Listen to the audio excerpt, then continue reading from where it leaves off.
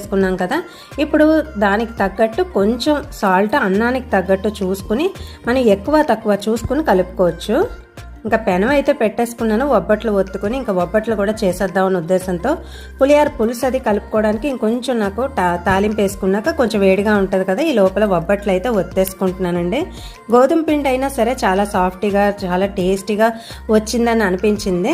ఎందుకంటే చూసారు కదా, ఇప్పుడు మనం మైదా పిండితో చేసుకుంటే ఎలా అయితే సాగుతుందో అలాగే గోధుమ పిండితో చేసినా సాగిందండి. ఇది 2 గంటలు నానితే మనకి మంచిది. ఇలా ఒత్తేసుకోవడమేనండి, నార్మల్గా మనం ఒబ్బట్లు ఎలా చేసుకుంటామో అలాగే ఇది కూడా ఒత్తేసుకొని ఆ మైదా పిండిది అయితే ఎలా ఫ్రై చేసుకుంటామో దీన్ని కూడా అలాగే ఫ్రై చేసేసుకోవడమేనండి. పెనం మీద వేసుకుని బాగా నూనె మన నాని ఉంటుంది కదా, గోధుమ పిండి మనకు అంటుకోకుండా వస్తాయి. ఇంకా నేనైతే ఒక్కొక్కటి ఇంకా కాల్ చేసుకుంటున్నాను. మనం పెనం మీద ఇలా 1, 2 అలా ఒకేసారి వేసేసుకుంటే మనకి తొందరగా అయిపోతుందండి.